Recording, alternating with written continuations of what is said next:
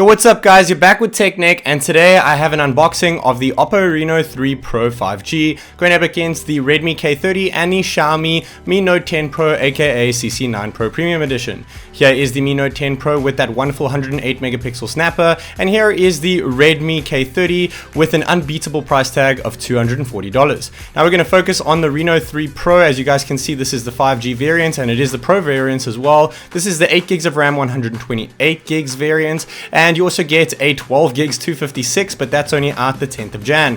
We have this awful silicone case in the box, so scrap that for now, but we get a pair of earbuds for the first time ever in an Oppo unboxing that I have done on my channel. They look a little bit like Apple's earpods, though they're not too bad. I guess at least you get them, and we have a USB Type-C, and instead of the yellow for Super VOOC, we just have the green VOOC, and standard VOOC of 30 watt fast charging, so we don't have that wonderful 65 watt fast charging that we saw in the Super VOOC Oppo Reno Ace. This is pretty much the same size, if not a little bit bigger than the Xiaomi block, also 30 watts. And listen to that, guys. Isn't that just a breath of fresh air? Opening up the packaging of the Oppo Reno 3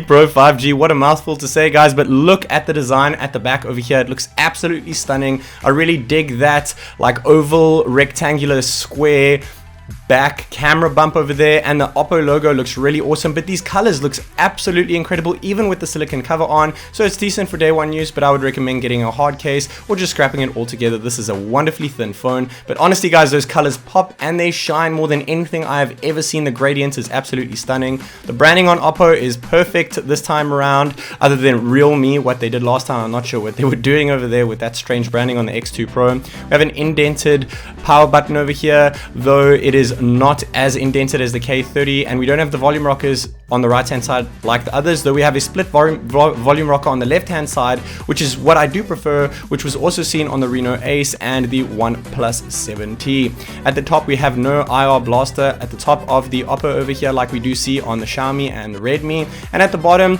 we have a SIM tray over here. Now this is dual SIM. There is no support for micro SD such as on the Redmi K30, which we actually do have, which is really cool.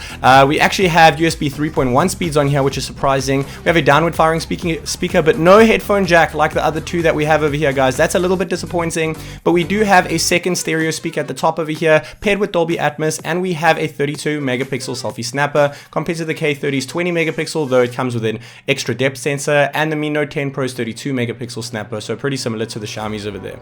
The back feels really nice, guys. This phone is ridiculously thin at just 7.7 millimeters thick, and we have a 48 megapixel Sony IMX586 sensor with an aperture of 1.7. We have an 8 megapixel ultra wide, 13 megapixel telephoto with 2x optical zoom, and a 2 megapixel black and white cam. I'm not sure what they're doing there. I would have preferred a depth sensor. On the K30 we have a 64 megapixel IMX686, the upgrade to the Reno 3 Pros. Surprisingly enough, we have an 8 megapixel ultra wide, 2 megapixel macro, and 2 megapixel depth, while the Note 10 comes with a 108 megapixel ISO cell, 20 megapixel ultra wide, 2 telephoto lenses, and a macro sensor. But guys, we are packed with color OS over here on the Oppo Reno 3 Pro 5G over here. Looks absolutely stunning running on Android 10 over here, and that screen with that little hole punch in the top left corner reminds me a hell of a lot of the Samsung S-Line series of this past year in 2019. We have this wonderful curved display, and it's not as prominent as the one seen on the Mi Note 10 Pro, which I do prefer. It's a little bit more subtle, such as the Samsung ones, but guys, I cannot get enough of how darn thin this phone is compared to the others. The others are sitting at 8.8 millimeters and 9.6 millimeters, 9.6 being the Xiaomi. This is just 7.7 millimeters thick, and that curved screen is, in my opinion, a lot better implemented than the one seen on the Mi Note 10 Pro. I also like the fact that there's no teardrop notch style over here, and though we do have a punch hole on the Redmi, unfortunately we're limited to an IPS LCD screen on that, and we have a fully fledged AMOLED punch hole screen on the Oppo, which is really cool, and those whites do pop a lot more when it comes to white balance on the Oppo as opposed to the other two phones, especially that K30. That IPS lack of AMOLED screen is absolutely terrible if you ask me. But we have dark mode on the K30, weirdly enough, even though that's going to be worse for battery because that's an LCD screen. We have dark mode on the Oppo as well, and we also have an always on display with tons of options, which is really cool to see since it wasn't there on the Oppo Reno Ace. I'm glad that they changed that up. We also have a 90Hz panel on the Oppo Reno 3 Pro over here, and we have 120Hz on the K30, nothing, just 60Hz on the Xiaomi over here. And honestly guys, the 90Hz and 120Hz feel pretty much exactly the same, and when you're gaming, you're not going to hit anything more than 90 frames per second, even with the best processor around. Talking about processors, we have a Snapdragon 765G on the Oppo. The other two sitting here are 730Gs, which are pretty outdated right now, so you're looking at about a 30% increase in CPU and GPU speeds on the Oppo over the other two over here, even though they've released so close together. And the Oppo Reno 3, the vanilla Oppo Reno 3, actually has a MediaTek 1000L in it, and that is 10% better than the Snapdragon 765G. But guys, you're not going to notice much of a difference. Maybe you'll get an extra 2 or 3 frames,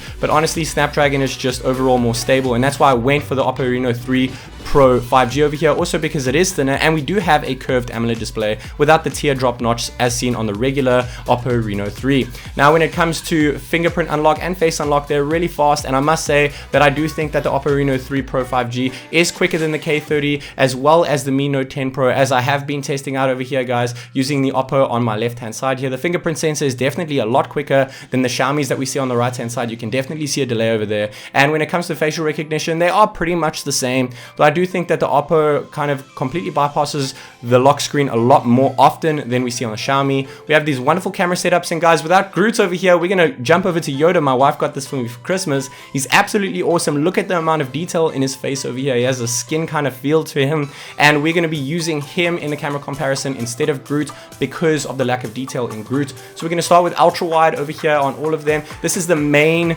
pixels that we have over here, and this is a cropped main over here, and I actually think that the Oppo is doing better than the other two completely across the board, even with an old school 48 megapixel IMX 586 sensor as opposed to the Redmi's 686 sensor, which is 64 megapixels. It's because the 48 megapixel IMX 586 has been around for a while, so it actually knows what it's doing. Even with macro mode, even without a dedicated camera, I honestly think it looks even better. Now here is our regular shot again, and we're going to jump into a bin shot over here, and I do think that the Oppo's colors are popping a lot more than the other two. Let me know what you guys think in the colors down below. It is not as dim, but I do think we get the most amount of detail when zooming in on the Mi Note 10 Pro. It is kind of made for zooming. We have a 10 times digital zoom max on the K30, we have a 20 times digital max on the Reno, and 50 times max on the Xiaomi. When it comes to selfies, I still think that nothing can beat the Redmi K30, even with that depth sensor, and I think the Xiaomi was the worst over there, and the Oppo Reno 3 still doing a fantastic job. When it comes to video, all of them are capped at 4K 30 frames per second over here. Unfortunately, 4K cannot reach 60 because of the lackluster processing chips that are in these phones, the mid-range chips, but we do get 1080p at 60 frames per second, and I honestly feel like the Oppo's is the most stable. Now I'm using ultra steady off on all of them over here just so that I can show you what it looks like with it on, just shoving the cameras around. Now it is on, and the Xiaomi kind of makes it really slow. The Oppo keeps it really stable, and there is no super stable on the K30. So let me know what you guys think of that as well. I'm really impressed with the video on the Oppo Reno 3 Pro,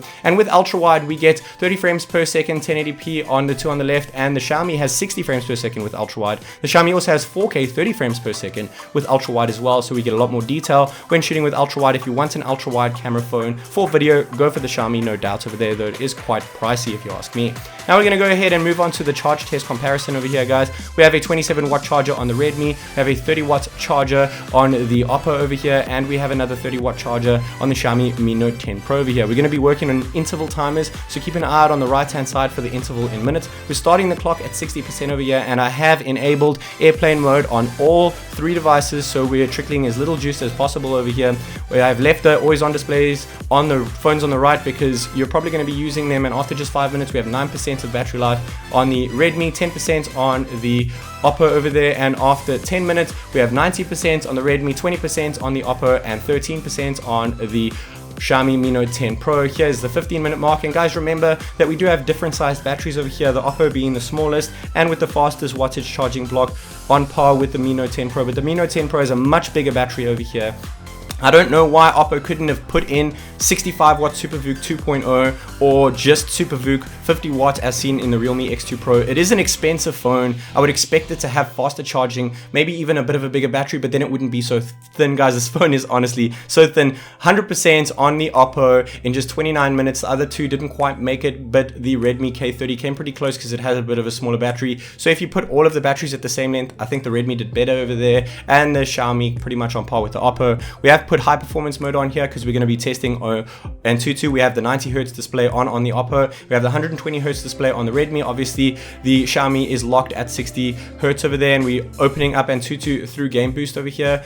We do have the stats at the top over here for the beginning of the test: 93% battery on the Redmi, 98 on the Oppo, 89 on the Xiaomi, and then we also have the battery and CPU temps over there at the start. So feel free to pause that and check it out, because we're going to be comparing it to the results at the end of the test so that we can see how the phones have changed from the start of the test to the end of the test, to see how things have heated up and how much battery has been drained. As you guys can see, the worst battery drain is the Redmi K30, even though it has a bigger battery than the Reno 3 Pro, so it's probably more impressive. -5% there. We actually have the hottest phone on the Redmi K30 for battery temps, and we have the hottest phone on the Oppo Reno 3 Pro for CPU temps, the coolest CPU on the Redmi, and pretty much in the middle and on par for the Xiaomi Mi Note 10 Pro, the coolest overall over here on the Xiaomi. So I'm pretty impressed with that. Overall, the scores are definitely better on the Oppo, though the Xiaomi Mi Note 10 is better than the K30, even with the same processing chip over here. And it's good to note that the Oppo actually has a 765G processing chip, which is actually using 7nm architecture. So we do have more efficiency running throughout the board. So your battery